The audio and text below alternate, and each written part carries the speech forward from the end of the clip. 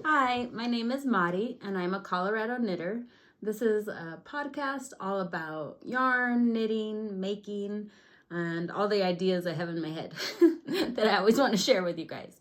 I never feel fully ready to do this, and I did feel like I kind of stalled on recording a few days because I felt like maybe in a few days I'll feel more organized and prepared for you. But that didn't happen, so we're just sending it today, and I hope you enjoy. This is episode 18. Again, this is where I share about what I've been working on, what I've been knitting. I have actually don't even remember where I left off last week, maybe 3 weeks ago on my projects. So we'll just share what I've been doing recently. We had a very full few weeks. We had some travel soccer to attend. We got to celebrate my dad's 85th birthday. We had some sick kiddos with tonsillitis and ear infections. We had almost 2 feet of snow. So lots of events happened these past few weeks. And everyone is doing well now. And it was fun to see my dad, and he's a trooper and a champ, and just really enjoys the days to the fullest. So that was fun to celebrate with him and see some family as well.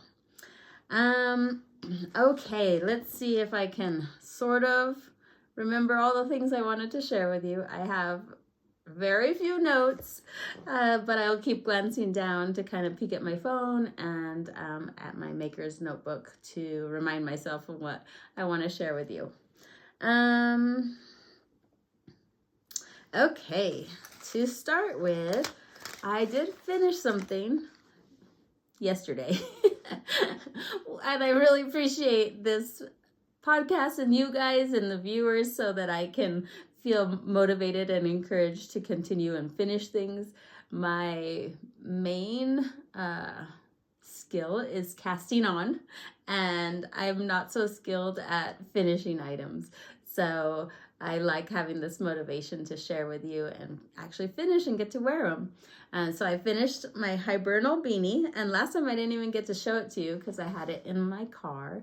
It was a car knit for a while, and it is awesome. The Hibernal Beanie is from, let's see, Summerly Knits. This is the Hibernal Beanie. And she shows different samples with different yarn weights with slightly different gauges, which I thought was cool in her pattern.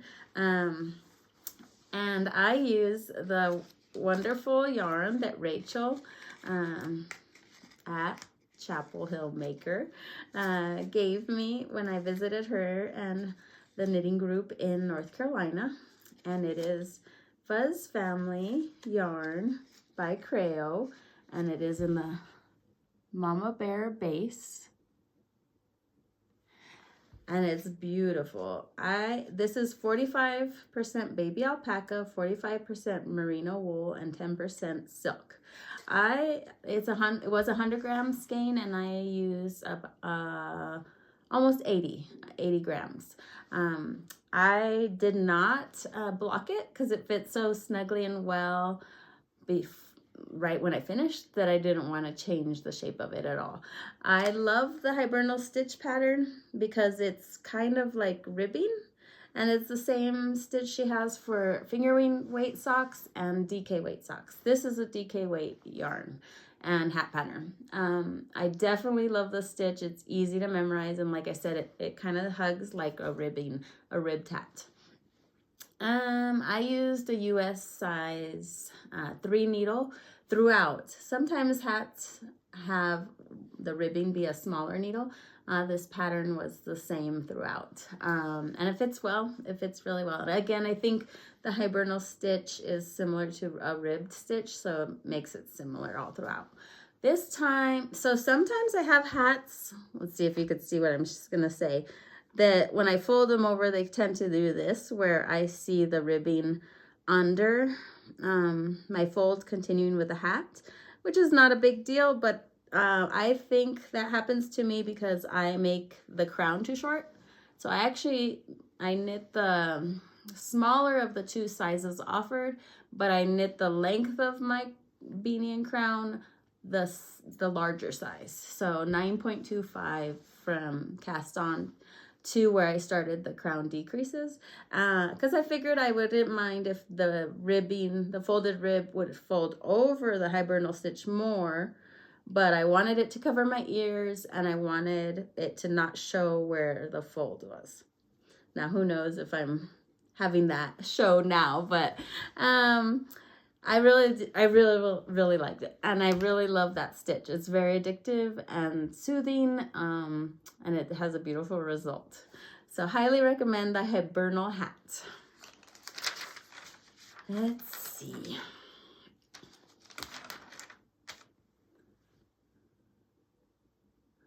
Okay, so I showed this last time, and I'm not sure, this is what I don't remember how far I was last time, but this is my test knit. Oh, before I continue, what I'm wearing is a very tight mock neck tank, and the mock neck tank is from Jesse Maed, I believe. Let me look. I didn't look this one up. I think it's called that, but I'm not super comfy wearing it without a shirt under. So I tried it a couple ways this morning. I tried to put a flannel on top, which was cute, but it's a little high, and I usually like my flannels to kind of show my necklace. This is how the beautiful Jesse Maed Designs made it. And I definitely made mine longer, and I actually made the medium size, hoping for it to be a bit looser, but it's pretty snug. So I think it's okay with this shirt under. I kind of was sneaky. I'll stand up and show you. I actually wore kind of like a tank top over my button down. So you see my cheating tank top to kind of make it more smooth, so I don't see like the buttons or the wrinkles of my button-down shirt underneath. But anyways, that's what I'm wearing, and it is in a Hello Stella. She has a bigger skein of yarn, so it's more than a 400 yard fingering weight yarn, but I can't remember what it's called, but I'm pretty sure it's Hello Stella's yarn. And I've talked about this tank in previous episodes if you want to go take a look. All right, so what I worked on this week was a test knit for Alicia Plummer, and this is in the holstgarn super soft, and it is a charcoal color and I think like oat color. Again, I did talk about this last time a bit, and I don't remember where I had left off. So I did the turtleneck, which is, I did about 8 inches to make a turtleneck. And then this is the Colorwork yoke, and she's gonna offer 2 yokes. One is this simple version, which is less color work, and then she has a second version that has more color work. And the testers have made some beautiful samples where I wouldn't even have thought of the combinations that they did. They're stunning. I think one tester, I believe her Instagram handle is the Dragon Knitter. I'll link it below, but I was stunned. Her colors and her ideas with how she did the yoke color work was phenomenal. So I'll link that below so that you can check that out.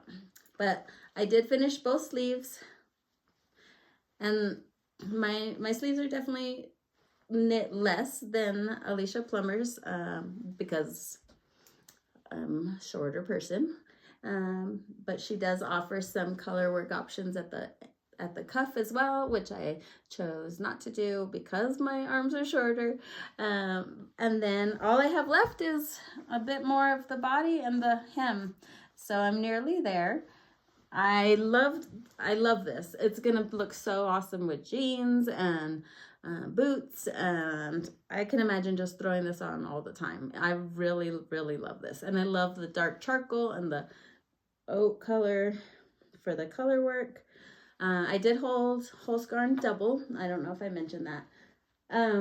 But every time we watch TV as a family in the evenings, I've just been working on the body because I don't have to think too much about that. And oh, with the holstgarn, I can easily spit splice, which is gross when I'm sitting with family. So what I saw, I didn't see it. I just tried it because we love Aquaphor lotion because our hands are so dry in the winter in Colorado. And it's lanolin. And so I thought, well, let me just try to use a little bit of Aquaphor and kind of splice it together. And it worked great. So that's what I've been doing. And then I get a little more lotion on my hands as well. All right. The next thing is another test knit for Alicia Plummer. I really do probably need to tell myself to take a break for the summer on test knits because the kids will be home and I won't have that much time to knit. While I love doing test knits, it'll probably be good to take a little break. We'll see. Probably next time I'll be like, and this is another test knit. Okay, so this is what I keep calling the puff sweater.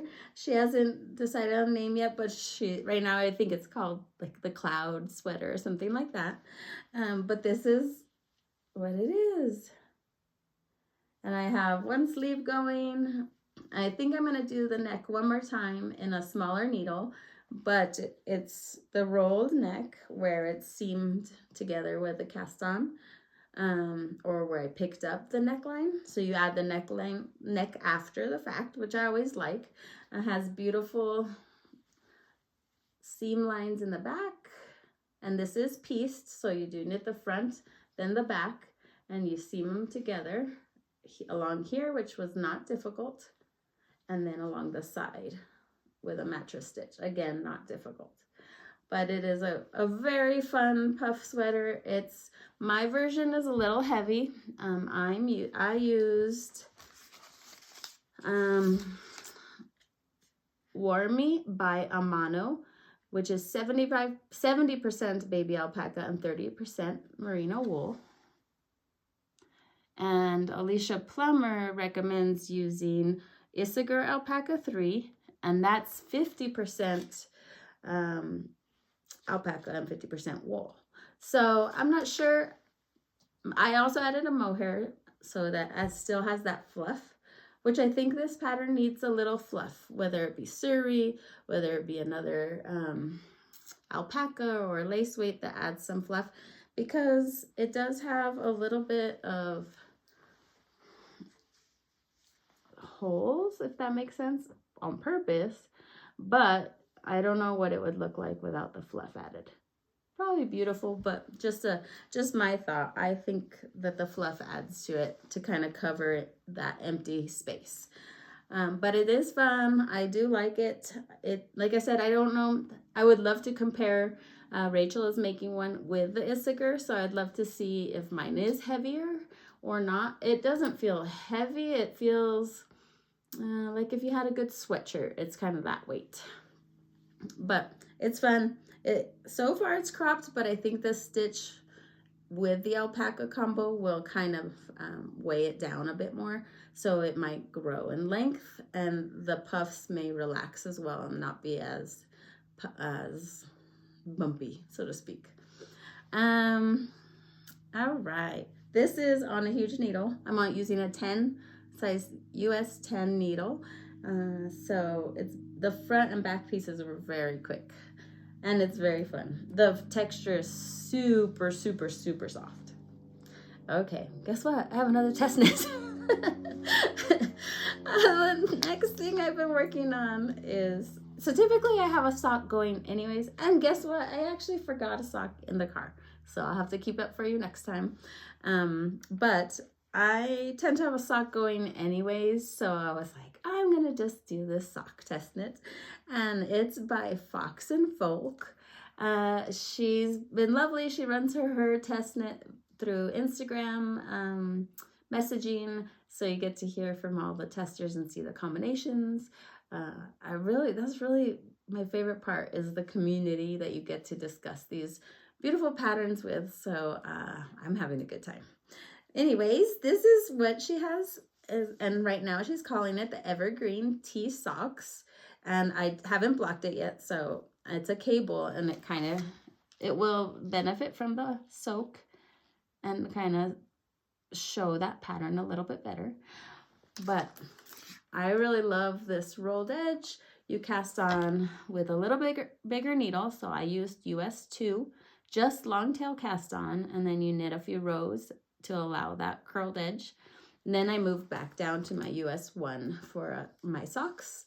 And then the heel flap is beautiful. It has these 3 knit stitches on each side to make, even doing the gusset easier, but it does add a really beautiful panel there. I really like that. I definitely done that before one time, but I have forgotten to do it in a while. So I really think that's pretty. So I'll keep working on that. That yarn, I have been saving this yarn for a very special sock. So I also think everything I make is this color. But I have been saving the sock from Autumn and Indigo fibers because I needed the very perfect pattern for it. And I really am excited about this one. And this was a monthly sock club in Eco Sock. It's 75% non-superwash merino and 25% bio nylon. And this was the August 2021 yarn club. I really like her fibers because she offers some natural combos. So some non-superwash, some without nylon, some with bio nylon. And gorgeous, gorgeous colors. I have 3 more skeins, I think, of different colors of her yarn. Again, saving them for the best option. We'll see when they get to use them. But it's very pleasant to work with. And as we've seen in many of my projects, I love this color very, very much. Okay, so the socks that I have in the garage in my car are the Woolens and Nosh socks. Let's see, I think it was January's month club, so I'm getting them a skein and a mini every month. And I almost finished the first sock on that one. It's perfect for the car. It was perfect for soccer games and travel. And it's always fun to see the stripes. In fact, since we're on Woolens and Nosh, I will show you this month's. So if you haven't gotten March, don't peek. But if you want to look or you've gotten March, here it comes. So this is the Woolens and Nosh March. Oh my. March 2024 club. It's called Spring Forward. And again, it's the 90% superwash targhee and 10% nylon. And oh, I love it so much. It's so St. Patrick's Day, it's so Eastery, it's so springy. So I will actually wind this up today and cast it on for March Madness basketball games that we love to watch. I really enjoy college basketball very much and love this March Madness tournament. So I have this gonna go on the needles next. Like I said, I almost finished the January Woolens and Nosh colorway. And I know I'm skipping a month, and it's because I can't find it. And now I just saw this podcast is not in order, and it's all over the place. So come join the chaos. But this is, I just saw under this skein of yarn, my other FO. So I actually finished the Woolens and Nosh socks with the collaboration with Les Garçons. And they're beautiful. They're amazing. They match all the jeans and all the clothes I wear. So they're absolutely fantastic. So now I get to put them on my feet because I finished them and showed you. And so, and finally, one more thing from Woolens and Nosh I have is their natural colorway. I asked if she could send along a natural with my March month because I still love doing those helical socks. And so I thought it would be fun to just have the white because I love the base, and I would, you know, can always use it for heels, toes, and cuffs. Or if I wanted to use the extra yarn after I finish my pair of socks, I could do helical knitting with the white. So just a thought. I also thought about like if I used each month's mini that was left over to make a stripe, and then at the end of the year, maybe I would have a crazy striped sock with these. Just kind of, it's always fun to use all the little bits of scraps you have left. And then it's a good memory as well. All right. Phew, I think I always am like rushing to tell you because I get so excited to tell you everything and I don't want to forget. And then it's really fast, so sorry about that. But the next thing I want to show you is the Good Bunny. Didn't get super far, and this little guy has not been soaked yet, so I think I might soak him or steam him. Because he's a little bit bumpy. You can kind of see he's a little textured with some of those short rows that are showing up. But I did get his nose and mouth embroidered on. These are the safety eyes, which are not super easy for me to put on. What always happens is they go through my stitch. So I don't know why that happens, but they're on. Honestly, I re-embroider the nose and the mouth so many times because I'm never content with it, and I think this is good. He actually is the holst yarn because it was sitting on my desk. That's what I used to embroider. It's just a little bit of the scrap I had from that Colorwork sweater. And all I finished for the clothes are the little dress.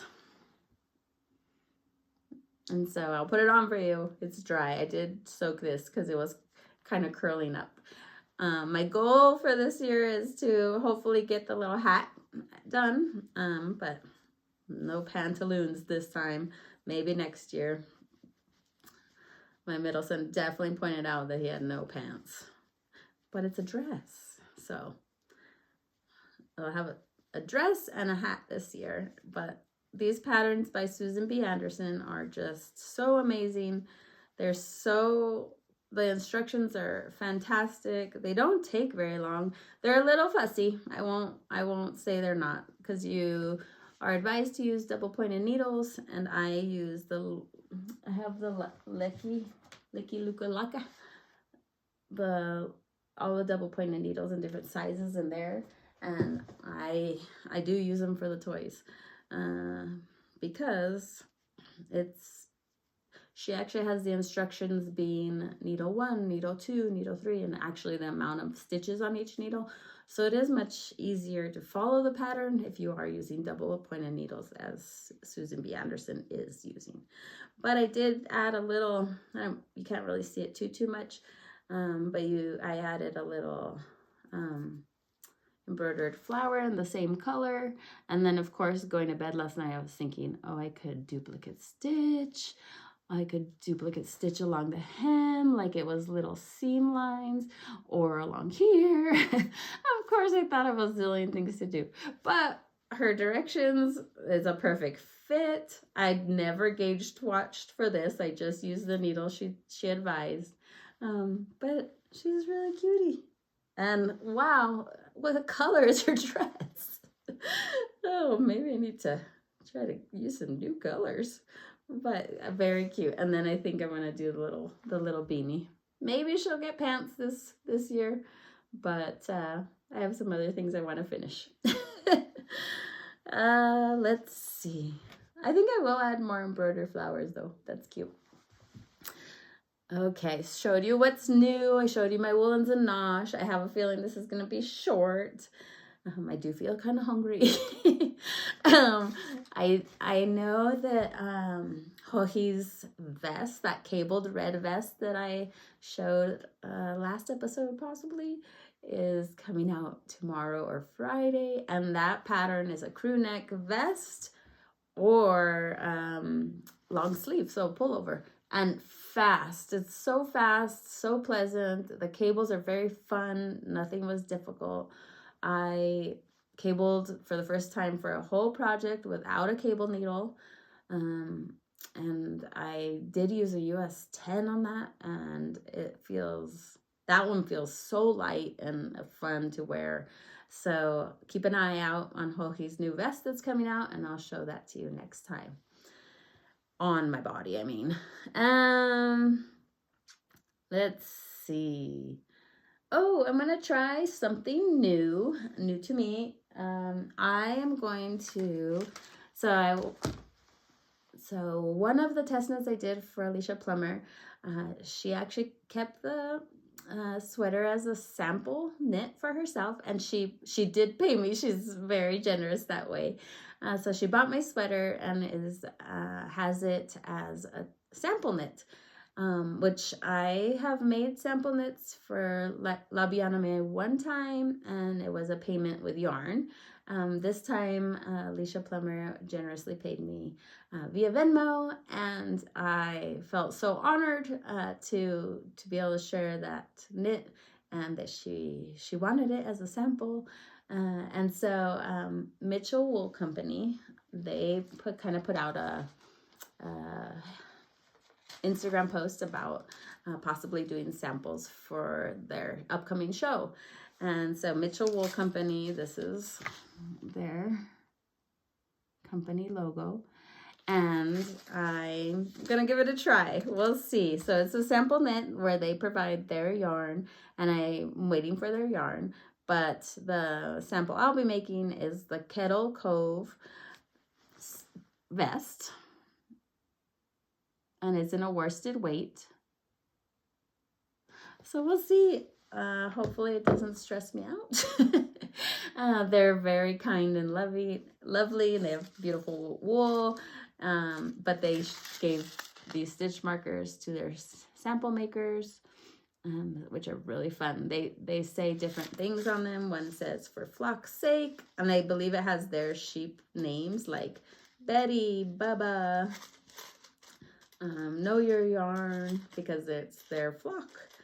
But I don't know if you can see the little sheep faces on some of those. Let's see. This one's pretty good. This one is Bubba.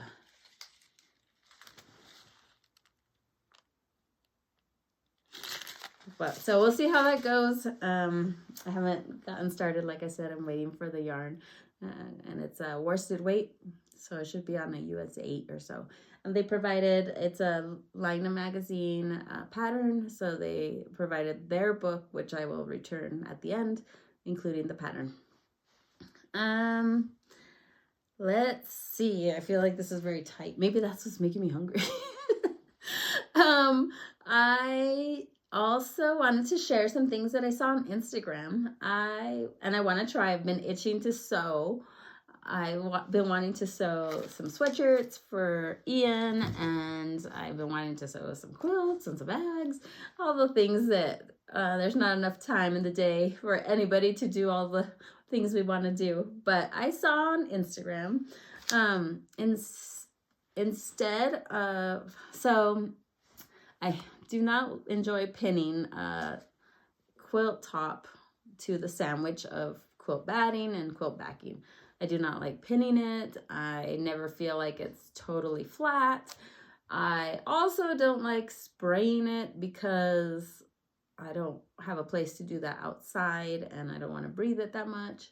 I certainly don't sew enough to be bothered by that, but on Instagram I saw somebody use Elmer's glue, just the school glue, the Elmer's glue. It's washable, and so they just pretend this is, you know, your sandwich for your quilt or a bag or whatever you want to fuse. So you put the glue on, and then you use, which I don't have in this room, I don't no, is a foam, those foam brushes, which I just have one from Lowe's that was 99 cents, and it's like a black top and then the wooden handle, and it's foam, so you just kind of spread out your lines so that it's not just the squiggles, it's more painted on. And then you glue it, and you can iron it and everything, and then you can sew it or quilt it as you wish, and it washes out when you wash the quilt, or if you're washing anything, like if you have, this is my drawstring bag I use a lot. If I wanted to throw this in the wash, it would just come out. No big deal. And it would make it easy to sew because it's all fused. So I'm going to try that. And I'm very excited about that because I really did not like doing the spray. And I felt like, is it getting everywhere? I was never that comfortable. So then I was not doing it. And then the other thing I saw, so when I sew a garment or anything that has a printable pattern, I will print the pattern, and then oftentimes you tape the pieces to make your big pattern because I'm printing it on just normal printer paper. So you tend to tape them together to make your big piece if I was making a front or a top or anything like that. Well, I always use Scotch tape. It was not awesome. It never worked perfectly. And then I saw somebody using 3M micropore. I think it's surgical tape. Medical tape? Yeah, surgical tape. And it was not expensive. It was on Amazon. And this is a box of 12 rolls. And so people said it was easy to iron. It was easy to tape or retape. And then you could and it was easy to tear off. And it was, so like if you taped your pattern pieces together like this, but you're a little crooked, you could just easily move it without a problem. So I'm kind of excited to try that too, because it is a pain to tape them. I don't love that. I try to take it as one of the steps, but this makes me more excited where you could even iron it or possibly tape it to your fabric. But I'm excited to try that. I'll let you know how it goes, as well as the glue. I'm sure it's going to go great because Instagram posts amazing ideas. I think that's all I have, which seems like very little. I really enjoy doing this podcast and knitting and sharing with you. I thank you so much for watching. Any new viewers, thank you so much. I hope you enjoyed it, and you hope to come back and watch me again. I am very excited for next week. We love Easter and we love Easter time. We have Gabe coming home for spring break, and we have March Madness, and we have family coming to visit. So all great things. I real quickly will let you know what I was listening to and I finished. I listened to The Women by Kristin Hannah. I did finish it. It was fantastic. Such a great book. It is about the women who served in Vietnam, and it was from a woman's perspective as far as even returning home after the war. It was very beautiful story. And then I started, which I'm not awesome at fantasy stories. I tend to, oddly, I don't even know what to say about it. I think I get lost in the story. But I'm trying A Court of Thorns and Roses. So far, I like it. So far, I'm not lost. It's kept me interested. I have heard amazing things, and people seem to really love it. So I'm going to give it a try. I've had it in my library for a while, and like I said, I rarely listen to fantasy stories. So I think it's something I gotta get into the mood. But so far I've been enjoying it, and I've been listening to it on my snowy moose walks. which is good because they're slow walks, so it gives me something to listen to. But again, thank you so much for watching. I hope you enjoyed yourself. I really enjoy hearing from you guys and seeing your comments and your lovely encouragement. Thank you. See ya.